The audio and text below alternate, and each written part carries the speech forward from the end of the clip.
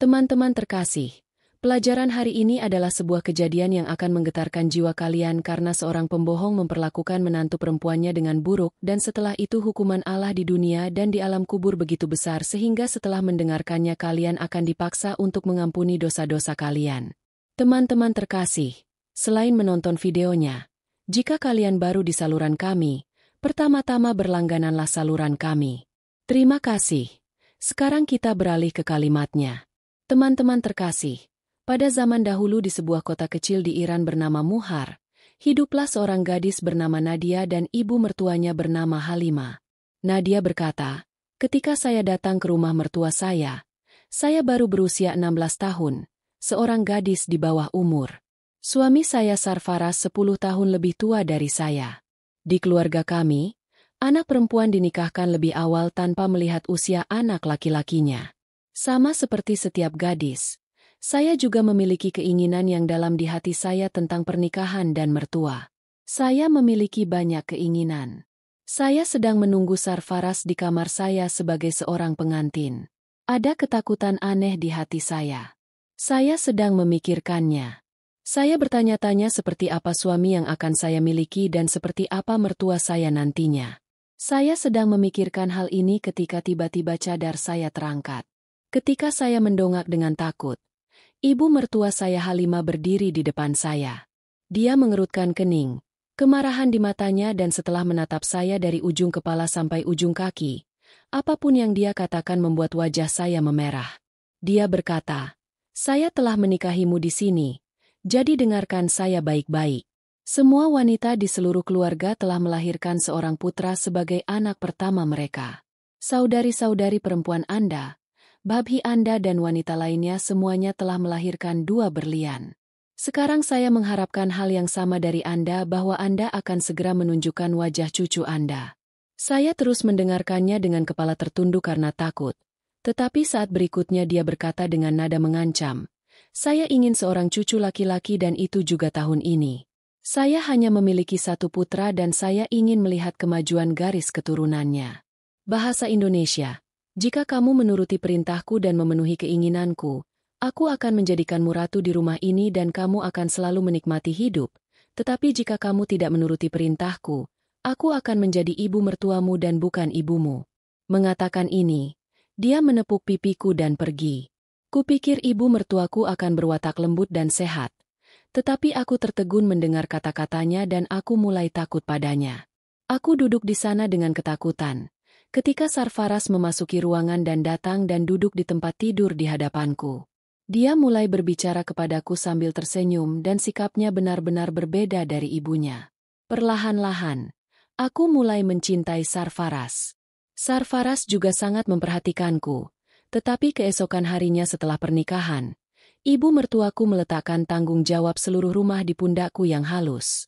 Aku dulu juga bekerja di rumahku, tetapi dengan cara ini, aku menjadi satu-satunya penanggung jawab seluruh rumah. Bahasa Indonesia. Mulai terasa seperti gunung yang harus ditangani jika aku membuat suamiku senang.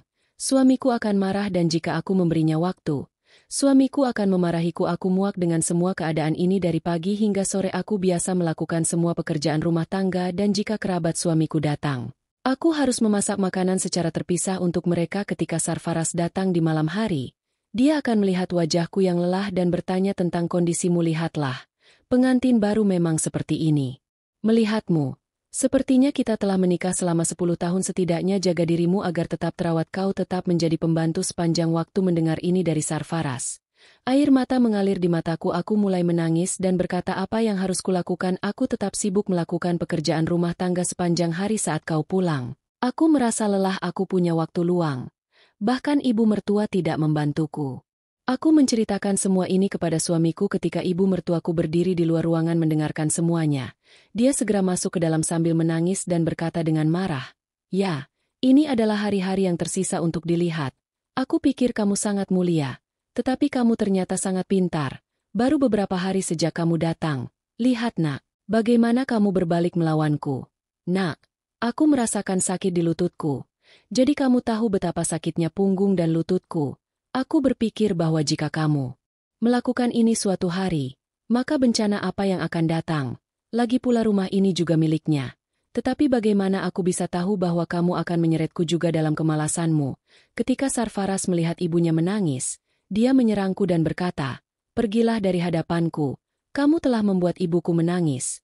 Awas, jika kamu mengeluh tentang ibuku lagi." Aku menghabiskan malam itu dengan menangis di luar di halaman. Tetapi tidak ada napas yang keluar kepadaku. Suamiku juga tidak memintaku untuk datang ke kamarnya. Keesokan paginya tubuhku menjadi kaku. Perlahan-lahan ibu mertua saya mulai menghasut Sarfaraz untuk melawan saya dan mulai menjauhinya dari saya. 2 bulan berlalu dan suatu hari ibu mertua saya bertanya kepada Sarfaraz begitu dia pulang. "Nak Sarfaraz, ada apa? Sudah 2 bulan sejak pernikahan kami dan saya belum menerima kabar baik sampai sekarang." Sarfaraz duduk dengan kepala tertunduk tetapi ibu mertua saya menyuruh saya duduk di sebelahnya dan berkata dengan nada sarkastis, "Apakah ada cacat pada dirimu? Apakah saya membawa pulang menantu perempuan yang mandul? Mengapa kamu tidak memberitahu saya kabar baik sampai sekarang?" Kemudian dia mengancam saya dan berkata, "Besok pagi saja kamu akan pergi ke dokter dan membawa obatnya." Saya mengerti bahwa secara tidak sengaja saya mengatakan kepada ibu saya apakah akan melahirkan anak atau tidak. Itu di tangan Allah. Ketika Allah telah menulis bahwa anak itu akan lahir, maka itu akan terjadi. Baru 2 bulan sejak pernikahan kami. Mengenai hal ini ibu mertua saya berkata, "Saya akan pergi ke dokter dan membawa obatnya." Saya pernah berkata tanpa sengaja, "Saya akan pergi ke dokter dan membawa obatnya." Obatnya ada di tangan Allah.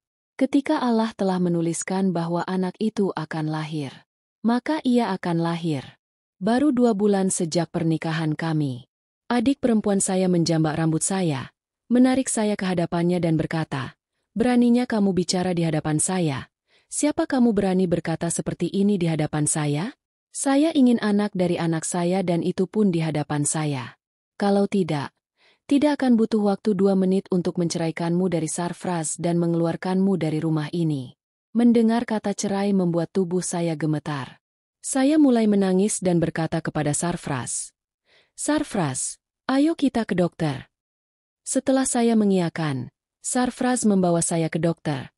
Semua hasil tes menunjukkan hasil baik dan dokter memberikan saya beberapa obat.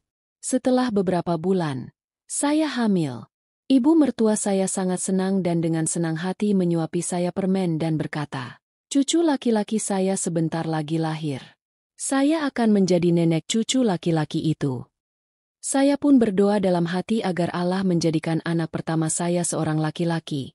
Kalau tidak ibu mertua saya akan membuat hidup saya sengsara. Atas perkataan ibu mertua, saya pun dulunya juga membayangkan seorang anak laki-laki. Tetapi ketika saya tidur setelah membaca Al-Quran di malam hari, saya selalu bermimpi tentang seorang anak laki-laki. Dia tampak seperti gadis yang sangat cantik. Dia begitu cantik sehingga saya akan menidurkannya di pangkuan saya dan menyanyikan lagu pengantar tidur untuknya dan mencintainya. Pagi harinya saya menceritakan hal ini kepada suami saya sambil tertawa, tetapi wajahnya menjadi tegang. Dia berkata, "Omong kosong apa yang kamu bicarakan? Jangan sekali-kali menyebut anak perempuan di depan ibunya. Anda tahu bahwa ibu memang kesal dengan nama anak perempuan. Dia hanya ingin melihat anak laki-laki sebagai anak pertamanya. Berdoa saja agar anak laki-laki lahir. Ibu akan senang." Saya tetap diam. 5 bulan berlalu dan ibu mertua saya mengambil saya langsung dibawa ke dokter. Dokter melakukan USG dan mengatakan bahwa saya akan menjadi ibu dari bayi kembar. Mendengar ini, kebahagiaan ibu mertua saya tak terkira. Ibu langsung tersenyum dan berkata, "Baiklah, kedua cucu laki-laki saya akan lahir bersama."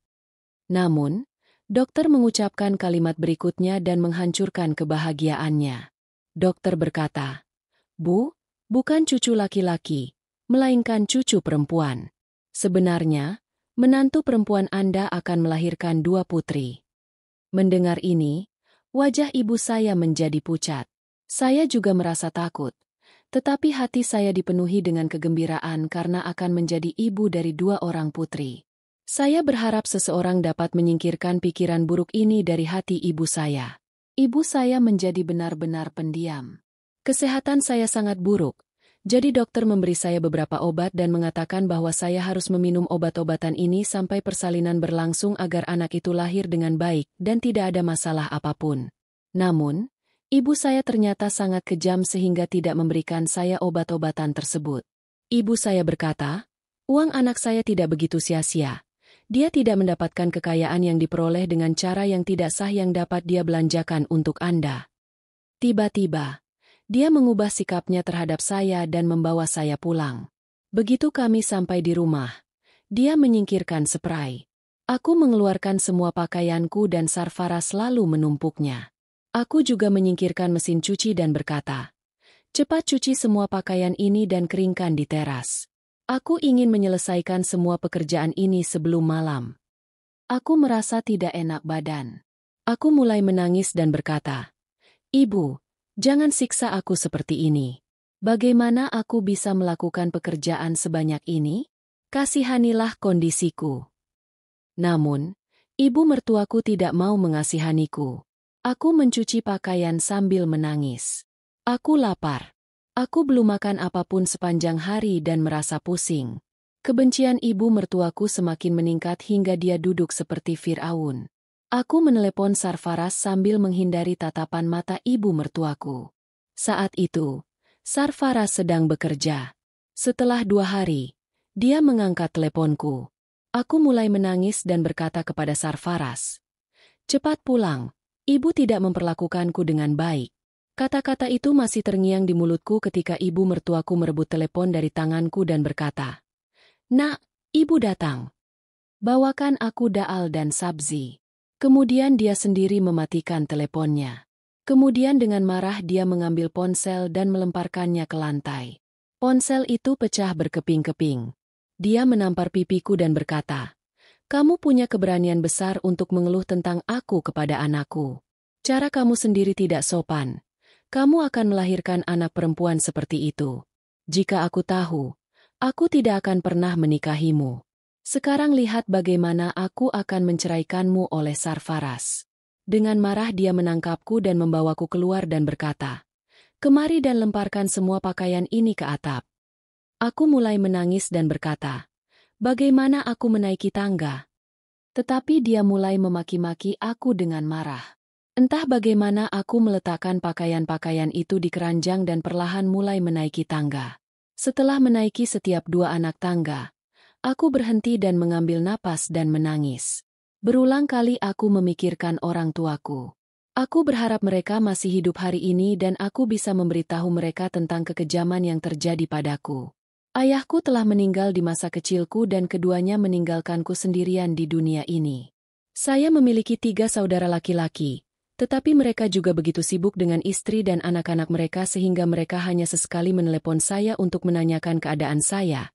Kalau tidak, mereka mungkin tidak mengingat saya.